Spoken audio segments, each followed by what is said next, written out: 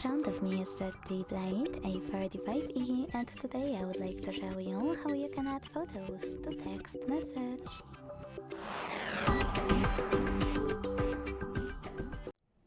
Begin by launching Messages app and selecting or creating a chat.